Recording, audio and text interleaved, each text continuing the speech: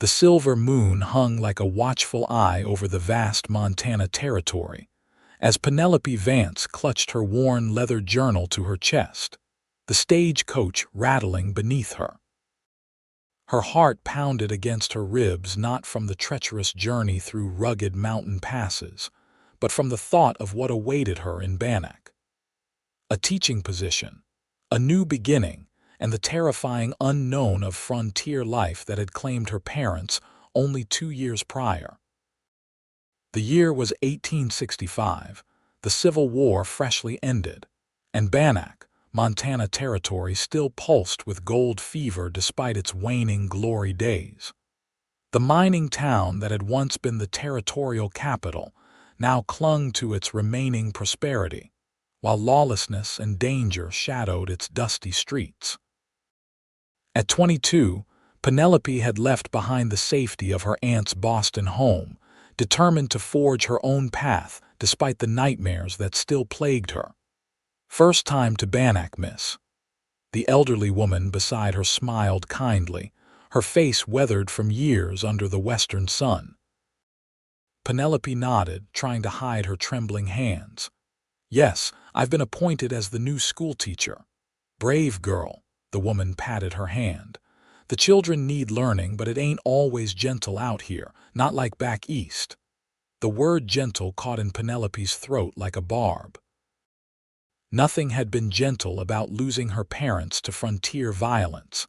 Nothing gentle about the nightmares that followed, or the way her heart raced whenever a man's voice grew too loud or his movements too sudden. "We're approaching Bannack," the driver called from above. "Hold tight for the final stretch." Penelope gazed out the window at the settlement that emerged from the landscape. Wooden structures lined a wide, dusty main street, some proudly boasting false fronts that made humble establishments appear grander than they were. Men in worn clothing moved purposefully between buildings, and a few women in practical dresses supervised children playing in the dirt street. She could see the small schoolhouse at the edge of town, her new domain. As the stagecoach lurched to a stop outside the Goodrich Hotel, Penelope gathered her courage along with her modest luggage. The hotel owner, Mrs. Lancaster, had agreed to board her until suitable private accommodations could be arranged. Miss Vance. A plump, middle-aged woman with a stern but kind face approached. "I'm Mrs. Lancaster. Welcome to Bannack." "Thank you for meeting me," Penelope replied, trying to keep her voice steady. "Let's get you settled. The school board is eager to meet you tomorrow." Penelope followed Mrs. Lancaster up the wooden steps of the hotel, painfully aware of the stares from dusty miners and cowboys lounging on the boardwalk. One man, tall and broad-shouldered with a dark beard, watched her with particular intensity. When their eyes met briefly, she quickly looked away, her pulse quickening in familiar fear. Her room was small but clean, with a narrow bed, washstand, and small writing desk. After Mrs. Lancaster departed, Penelope sank onto the bed, exhaustion and anxiety battling within her. She pulled out a faded photograph of her parents, tracing their faces with her fingertip. "I'm trying to be brave," she whispered, "but everything here feels so harsh." Morning came with the sounds of the town awakening, wagons creaking, horses whinnying, and the distant ring of metal from the blacksmith shop. Penelope dressed carefully in her best navy blue dress, pinning her honey-brown hair into a neat bun. Teaching was her calling, the one thing that brought her joy. Perhaps here, among the children, she could finally heal. Mrs. Lancaster provided a simple breakfast and directions to the mercantile where Mr. Grover, the head of the school board, could be found. Penelope walked briskly, eyes downcast, hoping to avoid attention. "Miss Vance," Mr. Grover, a portly man with impressive mutton chops, greeted her warmly. "We're mighty pleased you accepted our offer. Not many qualified teachers willing to come to Bannack these days." "I'm grateful for the opportunity, sir," she replied, shaking his outstretched hand. "Let me introduce you to some folks you should know." He guided her around the store where several men were gathered. "This here's Sheriff Plummer, Dr. Whitman, and Reverend Miller." Each man nodded politely, and Penelope forced herself to maintain composure as she greeted them. Then the door swung open, and the bearded man she'd noticed yesterday strode in, spurs jingling with each confident step. Her breath caught in her throat. "And this," Mr. Grover continued, "is Quentin Vance, owns the largest cattle spread outside town. No relation to you, I reckon." "No, sir," Penelope managed, avoiding the cowboy's piercing blue eyes. "Miss Vance," Quentin said, his voice deep and rumbling like distant thunder. He tipped his hat slightly, but his expression remained unreadable beneath his dark beard. "Mr. Vance," she replied, unable to still the tremor in her voice. Something about him, perhaps his imposing height, or the way others seemed to give him space, sent warning signals through her body. "Quentin sits on the school board too," Mr. Grover explained. "His ranch hands children make up near half your classroom." Penelope nodded, uncomfortably aware of Quentin Vance's scrutiny. His hands were large and calloused, his face tanned and weathered beneath his hat. A small scar cut through his left eyebrow, and his mouth seemed permanently set in a hard line. 22 children registered so far," Mr. Grover continued. "Ages 6 to 14. School begins Monday. Quentin's foreman's boy has been challenging for previous teachers."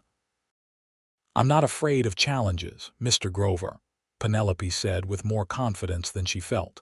A hint of something, perhaps amusement, flickered in Quentin Vance's eyes. "The boy needs a firm hand, Miss Vance.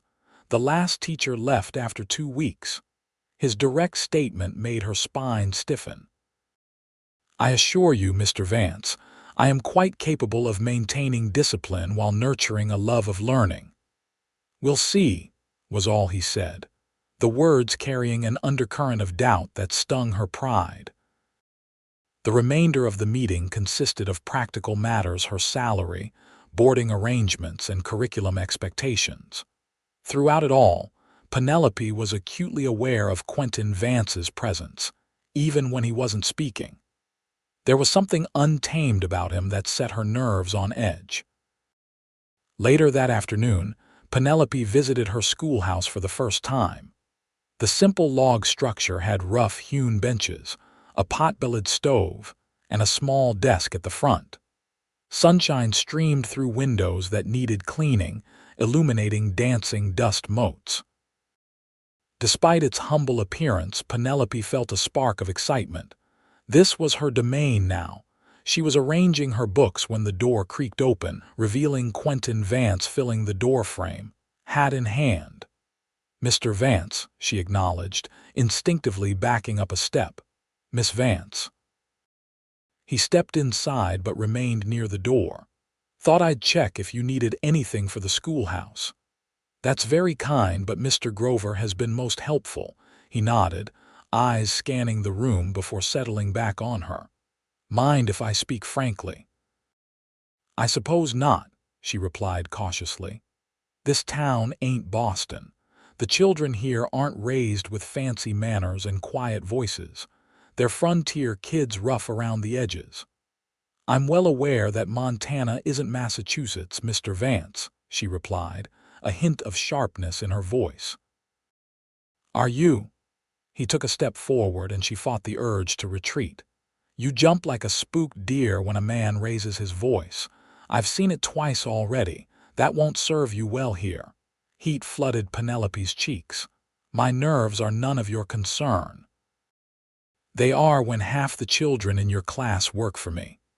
His tone wasn't unkind, but it was direct in a way Eastern gentlemen never were. "I need to know if you'll bolt at the first sign of trouble." "I will not bolt, as you put it. My personal sensitivities have no bearing on my teaching abilities." She lifted her chin. "And I would appreciate if you wouldn't make assumptions about my character based on limited observation. Something shifted in his expression, surprise, perhaps, at her backbone. "Fair enough," he conceded. "But Bannack can be harsh, Miss Vance. The winters, the people, the land itself. It takes a certain kind to survive here." "And you've decided I'm not that kind," she challenged, though her heart hammered in her chest. For the first time, a hint of a smile crossed his face, softening its hard planes. "I haven't decided anything yet. Just offering fair warning." Before she could respond, he nodded once and departed, leaving Penelope with flushed cheeks and trembling hands. How dare he question her resolve? Yet deep down, she wondered the same thing. Could someone who startled at shadows truly thrive in a place like Bannack? Sunday evening found Penelope in the modest church, praying for strength before her first day of teaching. Afterward, she lingered, studying the building's simple beauty. "It's peaceful here, ain't it?" Reverend Miller approached. "A little piece of civilization in the wilderness." "Yes," Penelope agreed, "though I suppose there's beauty in the wilderness too." "There is indeed. Speaking of which, I saw you met Quentin Vance." Penelope's expression must have revealed her thoughts because the Reverend chuckled. "Don't let his manner fool you. Quentin's bark is worse than his bite. Lost his wife and child in childbirth 6 years back. Hasn't been the same since." The information made Penelope reconsider her impression of the stern rancher. "That's terrible. Changed him from a laughing man to the hard one you see now. But he's fair and decent, built this church with his own hands. Just forgot how to speak gently is all." With those words echoing in her mind, Penelope returned to her room to prepare for her first day of teaching. The schoolroom buzzed with excitement and apprehension Monday morning as 22 children of various ages filed in, eyeing their new teacher with curiosity. Penelope stood straight-backed at her desk, offering a warm smile that belied her nerves. "Good morning. I'm Miss Vance, your new teacher." Most children responded politely, but one boy about 12, with sandy hair and a defiant set to his jaw, merely stared. Samuel Wilson, the foreman's son whom Mr. Grover had warned her about, she presumed. "I look forward to learning all your names and helping you discover the wonders of knowledge," she continued. "We'll begin with 'My pa says book learning ain't worth spit to a cowhand,'" Samuel interrupted loudly. A tense silence fell. This was the moment, her first test. "Your father is entitled to his opinion," Penelope replied evenly. "And I respect a man who works with his hands. But even cowhands need to count cattle, read contracts, and write letters. In my classroom, we respect different viewpoints while recognizing the value of education. Is that understood?" Samuel held her gaze for a long moment before giving a small nod.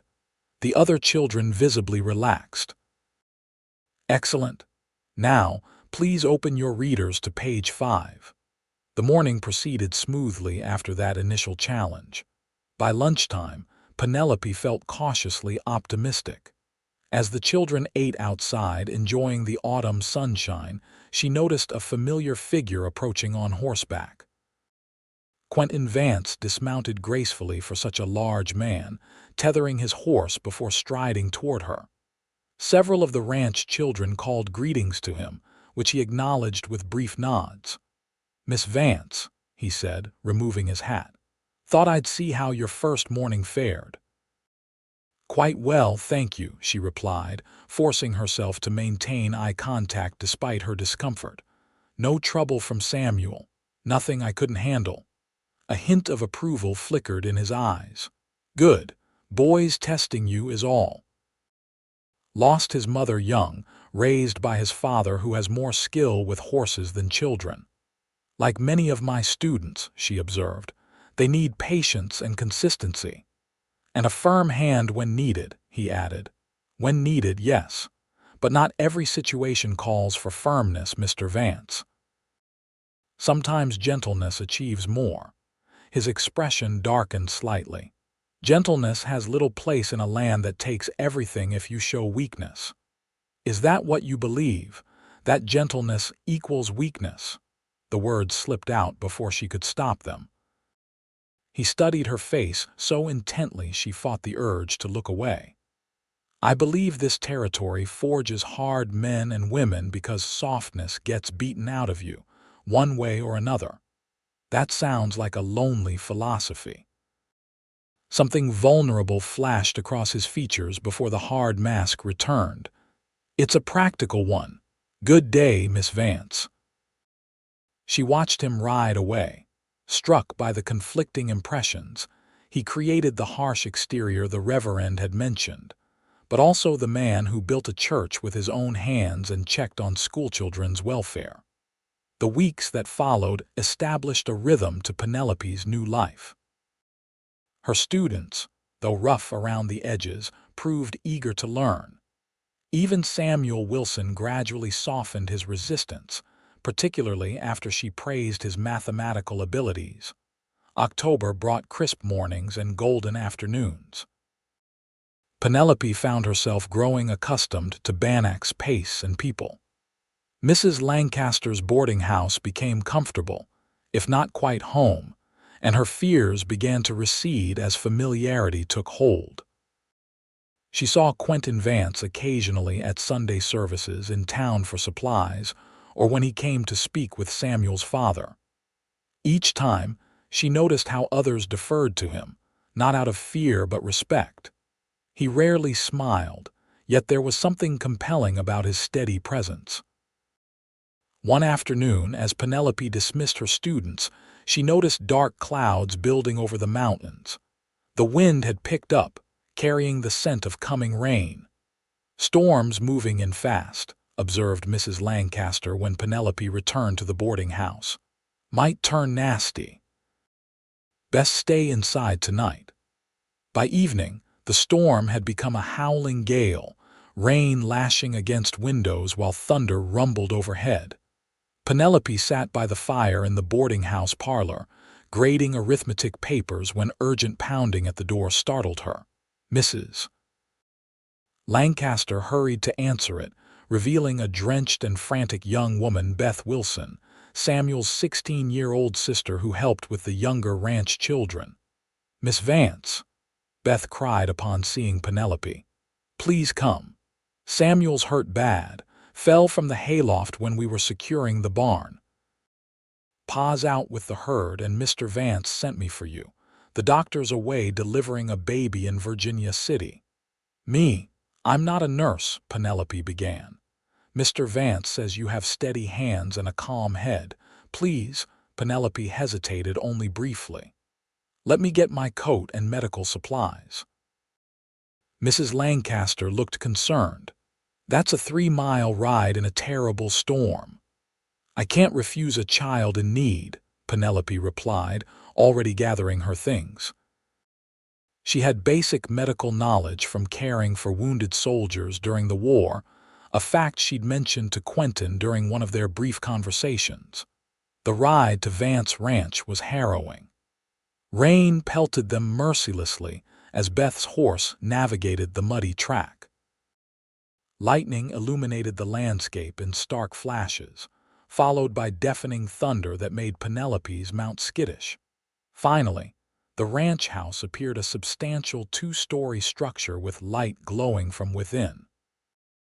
A ranch hand rushed to help them dismount, leading them through the deluge to the house. Inside, Penelope found Quentin kneeling beside a pale, unconscious Samuel on the parlor sofa. Blood stained a makeshift bandage around the boy's head, and his right arm lay at an unnatural angle. "Miss Vance." Relief flashed across Quentin's face. "Thank you for coming."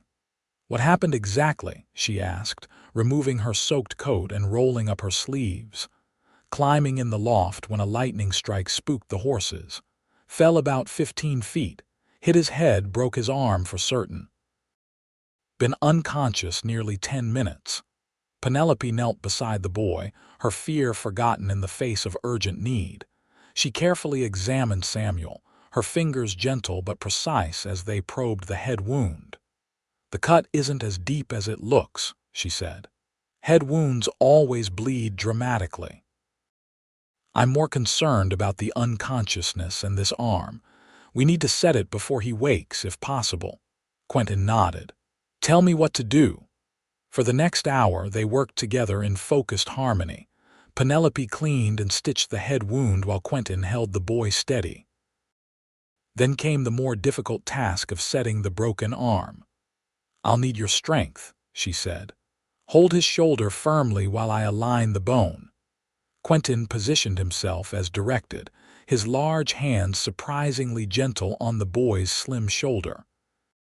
Penelope took a deep breath and pulled the arm with careful, steady pressure.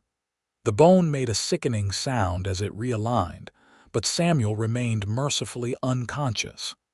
"Hand me those flat pieces of wood and the bandages," she instructed. As Quentin complied, their fingers brushed, sending an unexpected warmth through her despite the tense situation. With the splint secured and Samuel resting more comfortably, Penelope finally sat back, exhaustion washing over her. "You have remarkable skill," Quentin observed, handing her a cup of coffee. "My parents ran a field hospital during the war," she explained, accepting the drink gratefully. "I learned by necessity." "Your hands never shook once," he noted with something like admiration. "Fear has no place at a sick, yet you fear me." It wasn't a question, but an observation, spoken softly. Penelope looked up, meeting his eyes directly. "I fear what you represent." "And what's that?" She hesitated, then answered truthfully. "Unpredictability. Power. The capacity for violence." "I've never raised a hand to a woman or child," he said, a hint of offense in his tone. "I don't believe you would. But you carry yourself like a man accustomed to commanding, to being obeyed without question. Like my father's commander, who sent him and my mother to a frontier post despite warnings of danger." The words spilled out before she could stop them. "They died because a man like you assured, authoritative, decided their fate with a stroke of his pen." Understanding dawned in Quentin's eyes. "That's why you came west, not just for a teaching position. To face my fears, to understand the place that took them from me," she admitted. "But men like you still make me uneasy." Before he could respond, Samuel stirred, moaning softly. They both turned their attention to the boy, the moment of vulnerability between them passing. The storm continued through the night, making return to town impossible. Quentin showed Penelope to a guest room, providing a nightgown that had belonged to his late wife. "I apologize for the circumstances," he said at the bedroom door, "but I'm grateful for your help tonight." "Anyone would have done the same." "No," he countered softly. "Not everyone would ride through a storm for a difficult boy who's tested their patience. Not everyone would have steady hands to set a broken bone." His sincere appreciation made her cheeks warm. "Good night, Mr. Vance." "Quentin," he corrected. "After tonight, I think formality seems unnecessary." "Penelope, then," she offered with a small smile. He nodded once, a ghost of a smile playing at his lips. "Good night, Penelope." Morning arrived with cleared skies and a much-improved Samuel, who seemed both embarrassed by and grateful for his teacher's care. His father had returned at dawn, alarmed to find his son injured but relieved by his good care. After breakfast, Quentin offered to drive Penelope back to town in his wagon. "Thank you again," he said as they traveled the muddy road. "Samuel means a great deal to me. All the ranch children do." "I can see that," she replied. "You're not nearly as harsh as you pretend to be, are you?" He glanced at her, surprise evident in his expression. "Most find me plenty harsh, perhaps on the surface. But I saw how you handled Samuel last night with gentleness, despite your claims that gentleness has no place here." He was silent for a long moment. "There was a time I was different, before Alina and the baby died. "Your wife and child," Penelope said softly. Reverend Miller mentioned their passing. Quentin's hands tightened on the reins. Eleanor was gentle, too gentle for this place maybe, complications with the birth. Doctor couldn't save either of them. "I'm so sorry."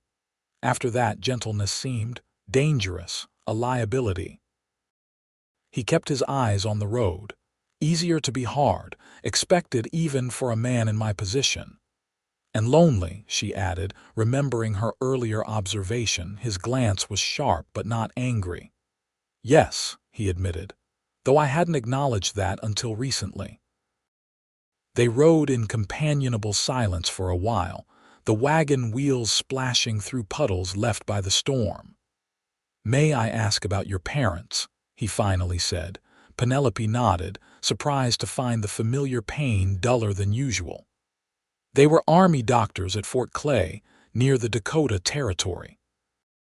There was an attack, Sioux warriors angry about broken treaties. I was away at school in Boston when it happened. And you blame the commander who sent them there." "I did," she acknowledged. "Maybe I still do, somewhat, but I've come to see it's more complicated than that.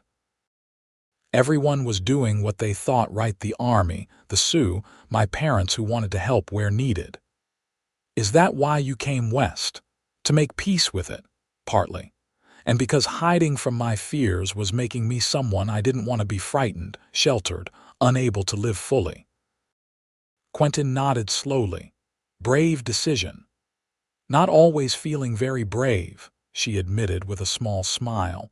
"Courage isn't about not feeling fear, it's about facing it."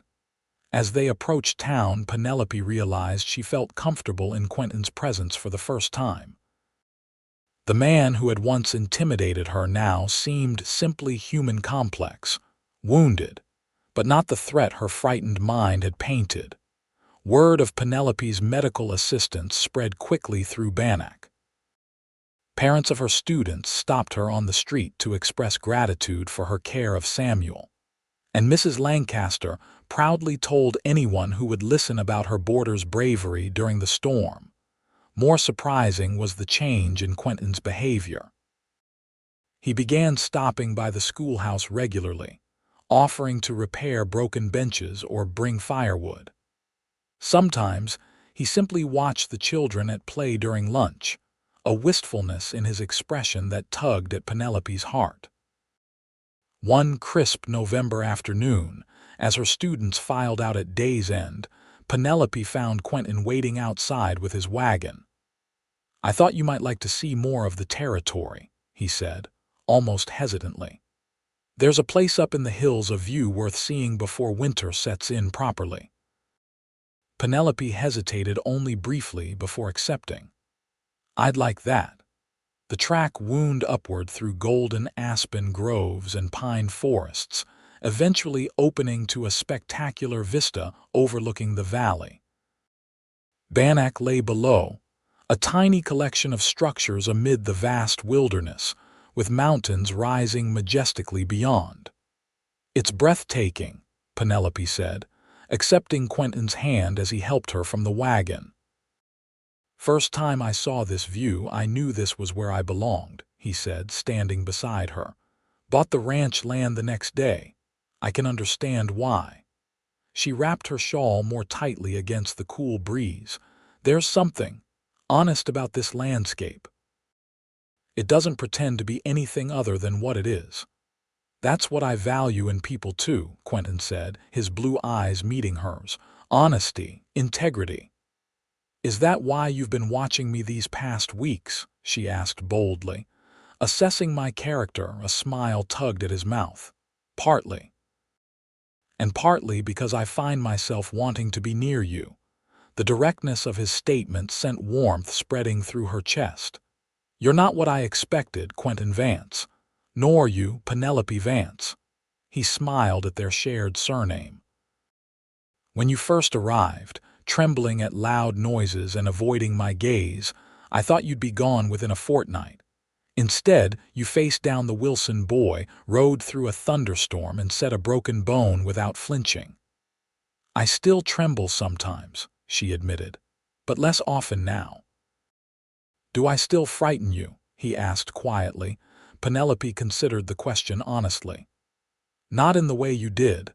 I'm cautious by nature now. That may never change completely, but I see you more clearly." "And what do you see?" "A man who carries his pain like armor, who believes harshness is necessary for survival, who built walls to protect himself after terrible loss." She paused. "But also a man who cares deeply for the children in his charge, who built a church with his own hands, who can be gentle when it truly matters." Something vulnerable flickered in his eyes. "Few people see past the exterior. Few people look," she countered softly. They stood in silence, watching golden light bathe the valley as the sun began its descent behind the mountains. Without planning to, Penelope found herself sharing stories of her Boston childhood, her parents' work during the war, and her dreams for the future. Quentin listened intently, asking thoughtful questions and occasionally offering stories of his own, his journey west as a young man, building his ranch from nothing, the joy and subsequent devastation of his brief marriage. "Eleanor was sickly from the start," he explained as they sat on a fallen log, sharing coffee from his thermos. "The doctor warned against children, but she wanted a family so badly. I should have been firmer, protected her from herself." "She made her choice," Penelope said gently. "As my parents did. We can't always protect those we love from their own courage." He looked at her with new understanding. "That's wise. I've spent 6 years blaming myself for not being harsh enough with Eleanor when it mattered. Never considered she had the right to her own decision, even if it was dangerous. Perhaps that's why you emphasize harshness now, overcompensating for what you see as past failure." Quentin was quiet for a long moment. "You have uncommon insight, Penelope Vance." "Just the perspective of someone who's also lived with grief and guilt," she replied. As shadows lengthened, they reluctantly returned to the wagon for the journey back to town. The ride down the hillside was peaceful, filled with comfortable silence and occasional observations about the landscape. When they reached the boarding house, Quentin helped her down, his hands lingering at her waist slightly longer than necessary. The contact sent an unfamiliar but pleasant warmth through Penelope's body. "Thank you for today," she said, suddenly shy. "Would you allow me to call on you properly?" He asked, his usual confidence tempered with uncertainty. "Sunday, after church perhaps," Penelope surprised herself with how quickly she answered. "I'd like that." The following weeks brought a transformation to Penelope's life in Bannack. Quentin called on her regularly, taking her on rides through the countryside, bringing books he thought she might enjoy, and sometimes simply sitting with her on the boarding house porch, talking until the stars emerged overhead. With each encounter, Penelope found herself more drawn to this complex man. The harsh exterior remained when dealing with ranch business or town matters, but with her, he increasingly revealed a thoughtful, even tender side. His laughter, rare at first, became more frequent in her presence. For her part, Penelope discovered her fears continuing to recede. The sudden movements that once made her flinch now barely registered, and she found herself speaking up confidently at town meetings about school matters. Even Samuel Wilson had become one of her most dedicated students. His initial defiance transformed into respect. As December brought the first heavy snows, preparations began for the Christmas pageant at the schoolhouse. Children practiced carols and simple plays while parents crafted decorations from pine boughs and ribbon. Penelope threw herself into the festivities, finding joy in creating a celebration for her students. 3 days before Christmas, as Penelope was decorating the schoolhouse after classes, Quentin arrived with a small pine tree. "Thought the children might enjoy this," he said, setting it in the corner. "It's perfect," she replied, delighted. "Thank you." They worked together, hanging paper ornaments the children had made and stringing cranberries. As Quentin reached to place a star atop the tree, Penelope noticed a small package inside his coat. "What's that?" she asked. A rare blush colored his cheeks. "Something I'd planned to give you Christmas Day," but he hesitated, then pulled out a small box wrapped in brown paper. "Perhaps now is better." Penelope accepted it with trembling fingers, not from fear this time, but anticipation. Inside lay a delicate silver pendant in the shape of a book, a tiny key attached to its side. "It's beautiful," she breathed. "Open the book," he suggested softly. The tiny pendant opened on invisible hinges to reveal miniature pages. On the first was inscribed, "To Penelope, who taught me gentleness has its own strength." Tears welled in her eyes as she looked up at him. "Quentin, I've not been good with words," he said, his voice low and sincere. "But I want you to know how much you've changed me, how seeing the world through your eyes has helped me remember parts of myself I thought were gone forever." Without thinking, Penelope stepped forward and placed her hand on his cheek. His beard was softer than she'd imagined, and his skin warm beneath her palm. "You've changed me too," she whispered. "Help me face my fears instead of being ruled by them."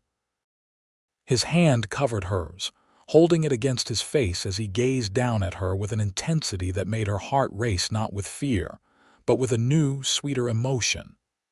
"May I?" he asked, his free hand gently tilting her chin upward. Penelope nodded, closing her eyes as his lips met hers. The kiss was tender, almost reverent, so unlike the harshness she'd once associated with him. When they parted, she saw vulnerability in his eyes that matched her own. "I never expected this," he admitted. "Never thought I'd feel this way again." "Nor I," she replied honestly. "You terrified me when we first met." A smile curved his mouth. "And now you make me feel brave." The Christmas pageant was a triumph, bringing together the entire community in celebration. Children performed their pieces with enthusiasm, if not always accuracy, and parents beamed with pride. Penelope stood at the front, directing the proceedings with confident joy, occasionally catching Quentin's gaze from where he sat with the other school board members. Afterward, as families mingled over hot cider and cookies, Reverend Miller approached them with a knowing smile. "You two make quite the pair," he observed. "Wouldn't have predicted it months ago, seeing Miss Vance practically flee whenever Mr. Vance entered a room." Quentin's hand found Penelope's, his thumb stroking her palm in a gesture that had become familiar and comforting. "Penelope saw something in me worth not running from eventually. And Quentin showed me that strength doesn't have to be frightening," she added. "Well, it gladdens an old preacher's heart," Miller said. "This territory needs more love to balance its harshness." That evening, as snow fell gently outside, Quentin and Penelope sat before the fire in Mrs. Lancaster's parlor. The older woman had discreetly retired early, leaving them to their privacy. "I've been thinking," Quentin said, his voice unusually hesitant, "about the future." Penelope looked up from her embroidery. "What about it? My house, it's too large for one person. Always has been." He met her eyes. "The ranch children need a mother figure, someone who understands them, guides them with both firmness and kindness." Her breath caught as she realized what he was suggesting. "Quentin, I know it's soon," he continued quickly. "We've only known each other a few months. But I feel as though I've been waiting for you much longer than that." He took her hand, his calloused fingers gentle against her skin. "I love you, Penelope. Your courage, your compassion, the way you see beyond surfaces to what lies beneath. I'd be honored if you'd consider becoming my wife." Penelope's heart raced, but not with fear. "Are you certain? I'm not always brave. I still have nightmares sometimes. And I still have days when grief makes me withdraw," he acknowledged. We're both scarred by the past, but together, perhaps we balance each other. Your gentleness with my strength, my protection with your nurturing. Those aren't opposing qualities, Penelope observed softly. You can be gentle and I can be strong. Yes, he agreed with a smile. You've taught me that. She studied his face, the blue eyes that had once seemed cold now warm with affection, the strong features that had intimidated her now dear and familiar. Yes, she said simply. I'll marry you, Quentin. Joy transformed his expression as he gathered her in his arms, his kiss deeper and more passionate than before. When they parted, both breathless, he pressed his forehead to hers. I promise to be gentle with your heart, he whispered. And I promise not to fear your strength, she replied. They were married on New Year's Day, 1866, in the church Quentin had built. Bannack turned out in force for the celebration, children from the school throwing flower petals as the couple emerged into the winter sunshine. Penelope continued teaching, dividing her time between the schoolhouse in town and her new home at the ranch. The nightmares that had once plagued her gradually faded, replaced by dreams of the future. Quentin, too, changed the hardness that had defined him, softening as he allowed himself to love and be loved again. Spring brought new life to the ranch, calves in the pastures, wildflowers on the hillsides, and news that left them both speechless with wonder. A baby, Penelope whispered one evening as they sat on the porch swing, watching the sunset paint the mountains pink and gold. Her hand rested on her still flat stomach. Are you happy? Fear flashed briefly in Quentin's eyes, the memory of his first wife's death hanging between them. Then he covered her hand with his own, his touch warm and steady. Terrified, he admitted honestly, and happier than I ever thought possible. I'm scared too, she confessed, but not too scared to embrace this joy. He pulled her close, his arms protective around her. We'll face it together, whatever comes. The way we've faced everything else, she agreed. As summer bloomed across the Montana territory, Penelope flourished despite the discomforts of pregnancy. Quentin hovered anxiously, his concern making her smile even as she assured him of her health and strength. The doctor says I'm perfectly healthy, she reminded him after one examination. Not like a leaner. Different women, different circumstances. I know, he acknowledged. But you can't fault me for worrying. Not fault, no, but trust me to know my own strength. She took his hand and placed it on her rounded belly where their child kicked vigorously. Feel that. That's our future, and I'm not afraid. The truth of her words struck her suddenly. The woman who had arrived in Bannack, trembling at shadows, now faced the prospect of childbirth, something that had once terrified her, with serene confidence. On a golden September afternoon, after hours of labor that tested even Penelope's newfound courage, their son was born healthy, strong, lunged, and perfect. They named him James, after Penelope's father. As Quentin held his son for the first time, tears streaked unashamedly down his face. He's magnificent, he whispered. Like his mother. Penelope, exhausted but radiant, watched the two most important people in her world, the harsh man who had learned gentleness for her sake, and the tiny new life who represented their shared courage. We did it, she said softly. Quentin leaned down to kiss her forehead. You did it. You're the bravest person I know, Penelope Vance. She smiled, reaching for his hand. Only because you taught me not to fear strength, yours or my own. And you taught me that gentleness isn't weakness, he replied. It's its own kind of power. As autumn painted the Montana landscape in brilliant hues, Penelope sat on their porch, nursing James while watching Quentin work with the ranch hands in the corral. His commanding presence hadn't diminished, he still led with authority and confidence. But she now saw the care underlying his strength, the consideration behind his decisions. Occasionally, he would glance toward the house, his expression softening as he caught sight of her and their son. In those moments, Penelope felt a happiness so complete, it sometimes overwhelmed her. 5 years passed, bringing prosperity to the ranch and joy to their growing family. James was joined by a sister, Eleanor, named for the woman whose memory they honored but whose shadow no longer darkened their happiness. On a summer evening, as they watched their children chase fireflies in the twilight, Quentin pulled Penelope close against his side. "Do you ever think about that first day?" he asked. "How you could barely look me in the eyes," she laughed softly. "I was so certain you embodied everything I feared. And now—" Penelope turned in his arms, looking up at the face that had once intimidated her, and now represented her greatest security. "Now I know that true strength includes tenderness, and real courage means opening your heart despite past pain." "You taught me that," he said, brushing a strand of hair from her face with gentle fingers. "We taught each other," she corrected. "And now we're teaching them."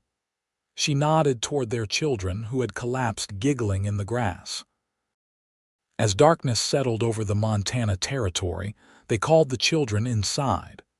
Later, with James and Eleanor tucked safely in their beds, Penelope and Quentin stood on the porch, his arm around her waist as they gazed at the star-filled sky. "Any regrets?" he asked quietly. "About coming west?" "About marrying the harsh man who frightened you," Penelope smiled, leaning into his embrace. "Not one. Every fear faced led me here. To this place, this moment, this life we've built together." Quentin's arms tightened around her. "I promise to be gentle with your heart." "And you have been," she assured him. "Even when you're being the stern rancher everyone else sees. Only you know the whole truth of me," he murmured against her hair. "As you know me," she replied, "the frightened girl and the brave woman, the trembling stranger and the confident wife and mother. All the parts that make a whole." They stood together in comfortable silence, watching as a shooting star traced a brilliant path across the heavens, a reminder of how far they'd both traveled from who they'd been to who they'd become, together. "I love you," Quentin whispered, his voice containing all the gentleness he'd learned to embrace. "And I love you," Penelope replied, with all the courage he'd helped her discover. Above them, the vast Montana sky spread endlessly, witness to their unlikely journey from fear to love, from harshness to tenderness, from loneliness to family, proof that even the most wounded hearts could heal when handled with care, and that the greatest strength often lay in the willingness to be gentle when it mattered most.